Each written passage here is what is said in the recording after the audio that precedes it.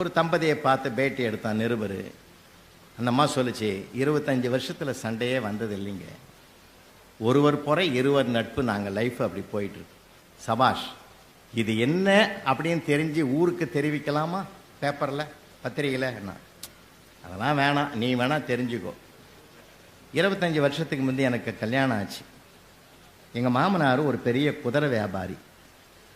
எங்கள் வீட்டுக்காரெல்லாம் குதிரை சவாரி செய்வார். எங்கள் அப்பாவும் குதிரை வியாபாரம் பண்ணவர் தான். எனக்கும் ஓட்ட தெரியும். எங்கள் மாமனார் கல்யாணத்தன்னைக்கு காலையில் முடிஞ்ச உடனே சாயந்தரமாக 2 பேரும் ஆளுக்கு ஒரு குதிரையில் போய் மலை பக்கமாக போய் பசுமையான இடத்துல உட்காந்து பேசிட்டு வாங்கன்னு சொல்லி அனுப்பிச்சார். அப்படியே போனோம். என் வீட்டுக்காரர் வந்த குதிரை போகும்போதே தடிக்கு கீழே விழுந்துட்டுது.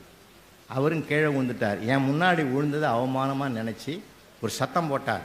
ஒன்று எழுந்துருன்னாரு. எழுந்துருச்சு. கொஞ்சம் தூரம் போச்சு, படி ஏறுற மாதிரி ஒரு கல் மேலே ஏறி சறுக்கி கீழே விழுந்துட்டு 2ன்னு சத்தம் போட்டார். 3வது அப்படி சுற்றி வரும்போது மிரண்டு போய் அதுவும் விழுந்து அவரும் விழுந்து அவர் மேலே அது விழுந்தது. கோவப்பட்ட அந்த ஆளு பாக்கெட்டில் வச்சிருந்த ரிவால்வர் எடுத்து 3 அப்படின்னு சொல்லி சுட்டுவிட்டார். குதிரை செத்து போச்சு. எனக்கு மனசு கேட்கல, வாயில்லாத ஜீவனை சுட்டுட்டீங்களே என்ன 1 அப்படின்னாரு.